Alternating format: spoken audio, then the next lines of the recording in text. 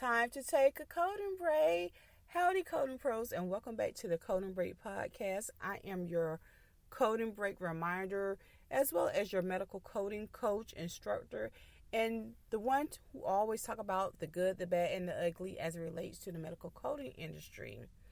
So, on today's episode, I want to talk about the importance of networking. For those of you who are new to the Coding Break podcast, I talk about all things coding related. Primarily what I do is I try to answer questions that were posed to me or questions that have been posed in other arenas. And I try to provide an answer or an honest and real answer or response to those questions. And I do it via the Coding Break podcast because, again, this is a Coding Break podcast where I'm actually taking the time to answer your questions. So the question that was presented is networking. How do I would say, get jobs or opportunities in the medical coding industry? I'm trying to add on. How do I pursue opportunities or learn of opportunities, specifically job-related opportunities in the medical coding industry?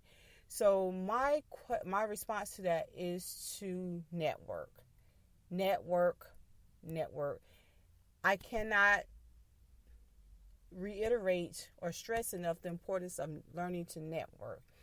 And so when I say network, many may think I mean like you going to conferences and you passing out your business card or exchanging contact information. Yes and no. But networking is more than just going to a conference or chapter meeting or anything that is related to you getting out at a conference. Networking is more so just developing some sort of rapport with someone in the medical coding industry, and it doesn't have to be someone you've never worked with or someone you're just meeting at a conference. It could be as simple as someone that you work with. I'm gonna say for me, I networked with a fellow colleague on a project. This was a project that we worked on together. We hadn't worked on any projects before. We didn't even know each other prior to this project. But we worked on this project together. And, of course, with the project, we had to communicate with each other via telephone, via email, what have you. We were in communication. And so because we felt like we both worked well together on this project, that we continued our conversations outside of the project once the project ended. We continued our conversations. We became friends. We traveled together. We visited each other, and I'll go back and say we actually lived in different states. So that's when I said we traveled to visit each other. And so so like I mentioned, prior to that project, we did not know each other. We didn't even know each other existed. But because we worked well on that project, we felt that we worked well together, and so our relationship kind of transpired or took extended beyond the project. And because our relationship or our friendship blossomed outside of that project, so whenever, let's say, that other individual heard or knew of other coding opportunities or compliance opportunities, the first person they thought of, at least I think I'm the first person that they thought of. The information was the opportunity was presented to me, and the same with me. Whenever an opportunity was presented to me, that person would come to mind. Because again, I know their credentials, I know their skill set or experience, and I personally work with that individual, so I know their work ethic.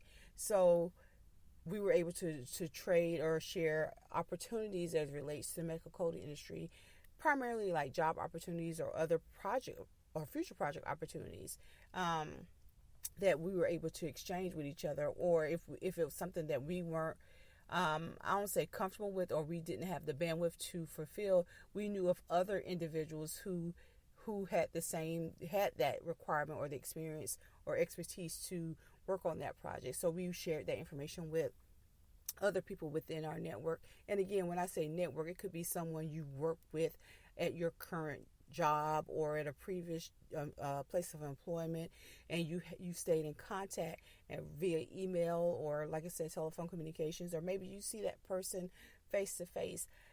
It doesn't necessarily have to mean that you saw them or you met them at a conference. I mean, don't get me wrong. I've also received opportunities from individuals that I did meet at a conference. And this just so happened, this person and we were on a speaking panel, and again, that relationship blossomed outside of that particular event.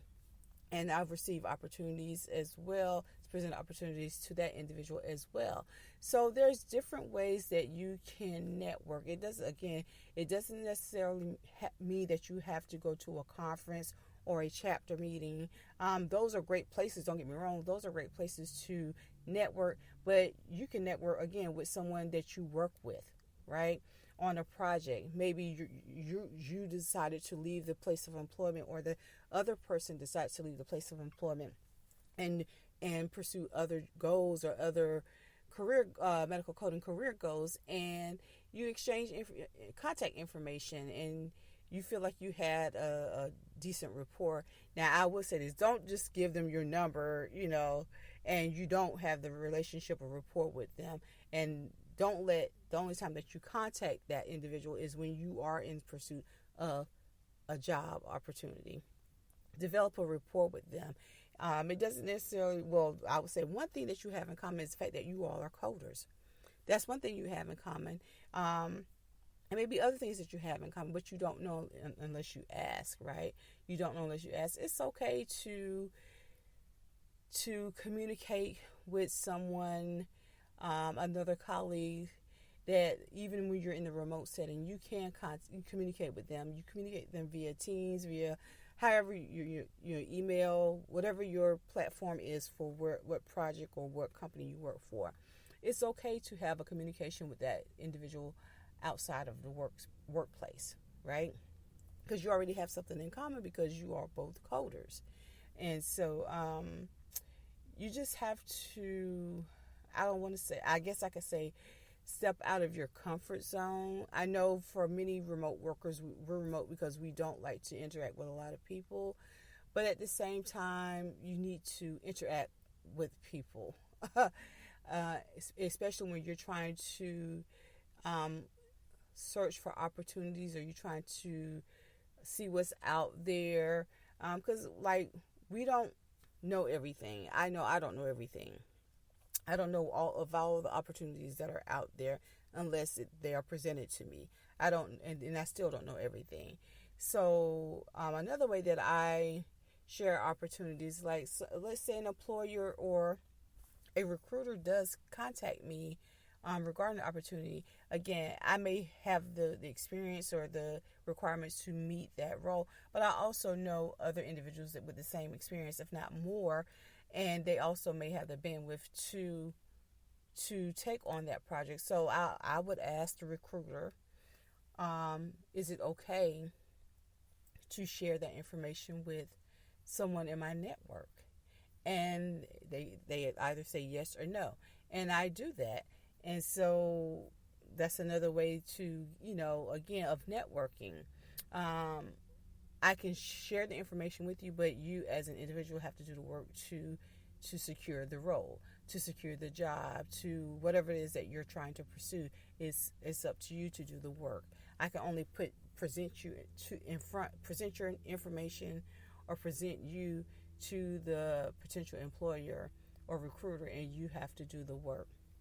But again, getting back to the networking part, I just want to remind you that you don't have to always go to a conference. You don't always have to go to a chapter meeting in order to network, right? And networking is more than just passing out your business card. It's just really just developing a rapport with people. I would say showcase or let them know what your skill set is. And if it's a coworker, they should already know what your work ethic is and what type of work, your skills or medical coding skills are, because you work with them.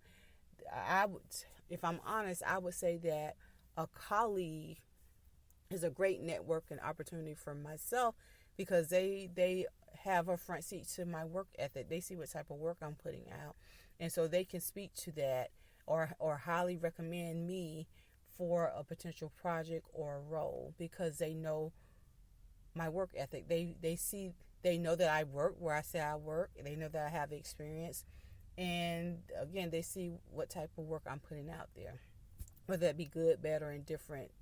They know that. So yeah. So again, don't neglect your network. Don't hesitate to stay in contact with a couple of your colleagues, even if you're in a remote setting. Don't stop going to chapter meetings or conferences or whatever. Step out of your comfort zone, and you'll be surprised what you'll learn, or who you know, or who's rooting for you, or who has opportunities that may fall in line with what you're trying to pursue. So that's all that I have for this coding break. Yeah, so again, if you have any other questions or concerns, or again, questions you would like to have me respond to, shoot me a DM. You can follow me on TikTok, on YouTube, and I'm also on Facebook.